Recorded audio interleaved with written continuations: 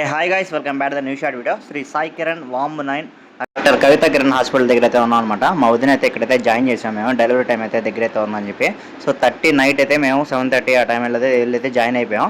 So ఇంకా నాతో పాటు శివ, ఇంకా అర్హాన్, మా అమ్మ, మా అన్న, ఇంకా మా వదిన వాళ్ళ మమ్మీ అయితే వచ్చేసారు. సో ఇంకా మన అర్హాన్ చూడండి ఆడుకుంటా ఉన్నాడు. చెల్లి పుడితే చెల్లి, తమ్ముడు పుడితే తమ్ముడు అని చెప్పి. ఇంకా అర్హాన్ అయితే బయటకి అయితే తీసుకెళ్ళి ఫుడ్ అయితే తినిపించేదానికి అయితే వచ్చేసాం మేము. నేను శివ కలిసి అయితే ఇంకా మనోడైతే కూల్ డ్రింక్ తాగుతుంది, ఫుడ్ అయితే తింటా ఉన్నాడు.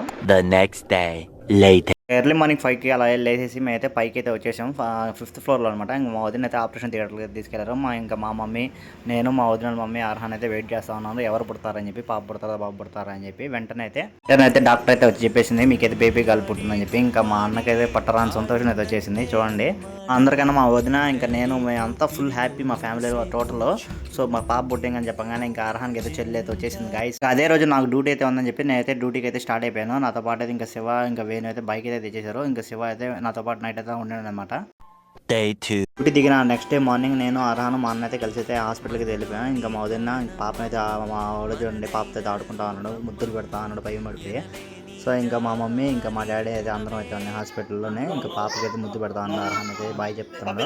ఇంకా అదే రోజు ఈవినింగ్ వరకు అయితే హాస్పిటల్ అయితే ఉండేసి వచ్చేసాం. మీరైతే పాపకి ఏమైతే సజెస్ట్ చేశారు కింద కామెంట్ చేయండి. ఇంకా నెక్స్ట్ అయితే డిశ్చార్జ్ అయితే చేస్తా అని చెప్పారు. ఈ షార్ట్ నచ్చితే లైక్ చేసి సబ్స్క్రైబ్ చేయండి గైస్.